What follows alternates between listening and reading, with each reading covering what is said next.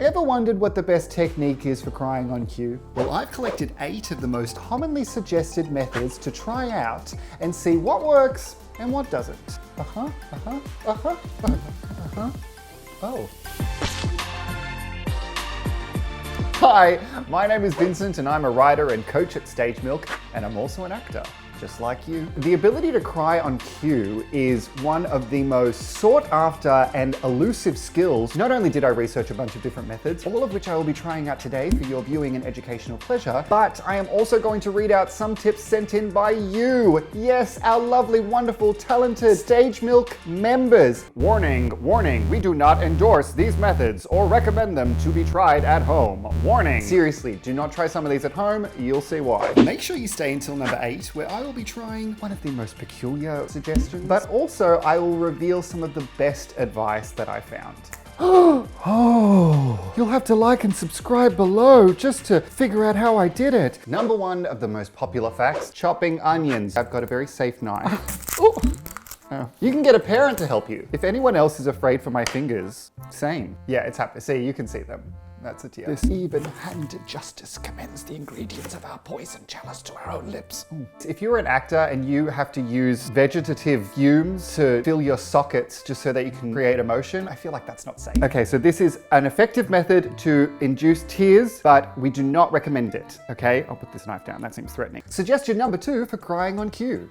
making various facial expressions that will induce sadness or the need to cry. For example, contorting your face as if it's crying, or resting your face in your palms. Let's try to think of a crying face. This just makes me feel like I'm doing the Robert De Niro. You talking to me? You talking to me? Trying to make me cry? Resting your face in your palms. Oh, okay. Oh, like this. It smells like onions.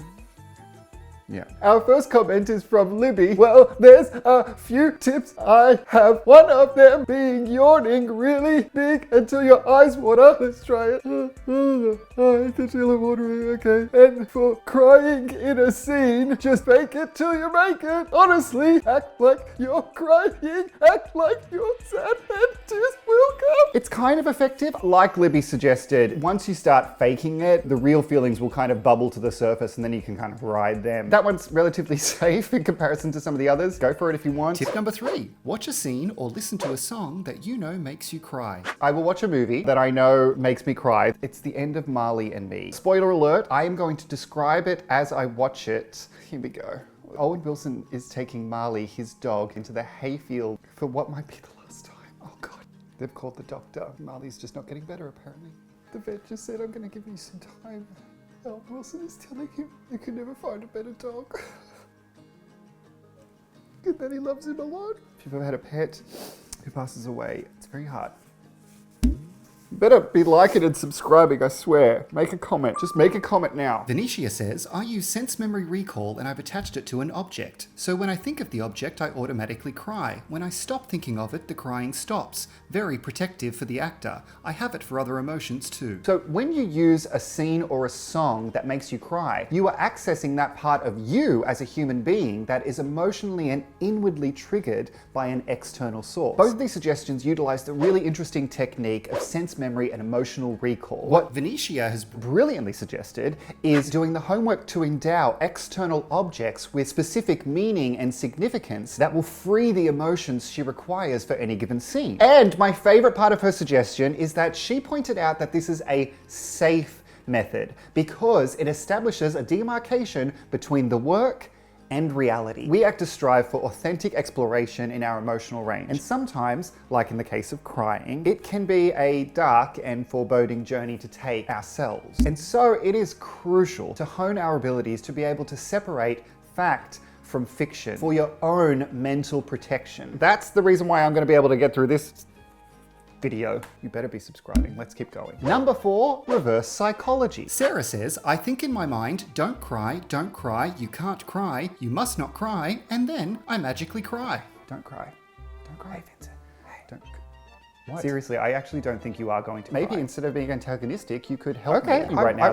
I will. Can you just do it? Don't cry. You don't need to cry. Don't do it. Why are you going to do it? Why are you going to cry? Ugh, crying. You know what you're not going to do? The crying is what you're not going to do. No, it's kind of working. This isn't working for me, so I doubt it's working for you. Yeah, I'm probably going to give up. Okay, so that didn't necessarily work for me, but there is something very interesting in this suggestion. It brings to light just how much we can let our need to control the moment actually inhibit our emotional range. In this case, it's almost creating an adversarial relationship with your own mind, which probably isn't the best method to stay present in the moment, and that is always the goal. So I don't know if I can entirely recommend it. Number 5, breathing and meditation. Jose says, in Meisner, we have an exercise called emotional prep, where we train our brain and body to be able to generate an emotion from a meditative state. There's a reason why this method is probably the most advisable in the bunch. If you can develop this skill for yourself and your instrument, this is the key to your emotional availability. Imagine if you're in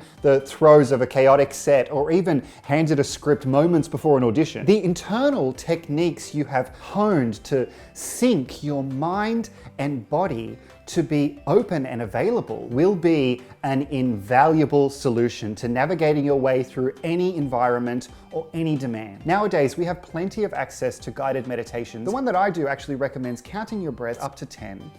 1, 2, 3, 4, and so on and so on. And then starting again. I really can't recommend this enough. I practice this every day for at least 10 minutes. There have actually been times where I've been on set in an audition or even doing my own self-tapes where I've stopped, breathed in through the nose, out through the mouth for a few counts of 10, and I found focus again. And as a result, my emotions become much more readily available and easy to access. Number 6, keep eyes open as long as you can, then close eyes for 5 seconds. I need to blink. Oh, 1, 2, 3, 4, 5.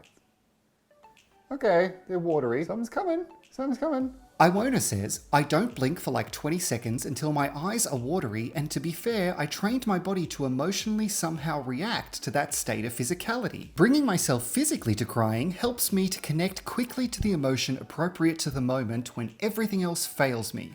Basically, working from outside in. Hope that makes sense. It totally makes sense, Iwona. The fact is, whether it's a script imperative or the director really wants it, sometimes we actors are required to cry. Then and there. And sadly, sometimes it's just not happening. And if you've ever been in that situation, the pressure of not being able to conjure those tears makes it even harder to do so. As Iwona suggested, once you get those tears happening, it tends to free you from that distracting pressure. And you may find your body delivering the emotional heights it's now experiencing directly into the context of the scene. I would also strongly recommend staying hydrated because your eyeballs need to produce that moisture from somewhere. There's nothing in this. But apart from that, I just really can't endorse this one because it seems to be a risk at the safety of your eyes. Speaking of not safe on the eyes, Crying on cue suggestion number 7, applying Tiger Balm just under the eyes. warning, warning, warning. I already do not recommend you trying it at home. I am doing this so that you don't have to. Comment below if you think I'm a good person. Tiger Balm works where it hurts. I'll put that on all of my emotional baggage too. Oh, it's powerful. Woo! Ooh, ooh, ooh, ooh. Oh, it's strong. Oh, it's strong. Why am I applying more? Natalie says, crying on cue isn't the goal. Accessing your emotions and being comfortable to be vulnerable to portraying a character's story is. Tears on their own can be empty and we don't want that. Takes the fun away from being truthful. Oh, wow. Ooh, oh, did you see? That is really working. That's really, did you see that? It came out. All right, Tiger Balm, all right. Effective tool. We do not recommend. Do not put Tiger Balm on your face. Andy says, crying is overrated. Well, thanks, Natalie and Andy. It's a little late. Now I've put potent muscle relaxant on my face. Actually, I totally agree with both of you. Unless the tears are somehow made mandatory for the production itself, ask yourself whether you really need them at all. The human experience is so multifaceted, and it's important to acknowledge that truth for the characters we play as well. In reality, we actually go to great lengths to try and conceal our crying from others. We'll cover our face if we can feel ourselves getting watery-eyed, or we quickly wipe away the tears. The natural human reaction is actually to try and fight from crying rather than, breaking out into these wailing waterworks. The eye ducts are releasing salty, salty droplets. So beautiful, we just don't do that. Now we've saved the best and most peculiar suggestion for last. Crying on cue suggestion number 8, pluck out nose hairs with tweezers. Warning! Do not try this at home. I do not recommend this method. The first quote is actually from our great and illustrious leader, Andrew. The goal of acting is truth. Okay, that wasn't too bad. That is the one commonality amongst all teachers and even the most conflicting methodologies. If that's the goal and you try to manually fabricate tears, how can that ever be in alignment with the truth? It can't. Tears are a natural byproduct of being connected to the moment, so start there. And whether tears come or not, you will be truthful. Can you see that? There's stuff coming out. Am I crying yet? Dennis says, I can't necessarily cry on cue because to me it's not real. For me, it's doing an emotional preparation, doing the emotional daydream. What if this happened to such and such in the imaginary circumstances, and then let that affect me? And then work off the other person, whatever they give me. If that's not there, then I'd raise the stakes higher and higher. The power of imagination is endless. That was a big one. Now I'm just manscaping. These are both wonderful suggestions because they advocate for the overall goal, which is finding truth in the moment. And as Dennis says, the most powerful tool in any actor's arsenal is their amazing and endless imagination. If you can find ultimate trust in your awesome imaginations, every emotional experience is at your fingertips, my friends. Go forth and act your hearts out. This didn't really work for me. I don't recommend this, but I'm gonna try to grab a big bunch of hairs because maybe that'll work. Okay, ready? 1, 2, 3.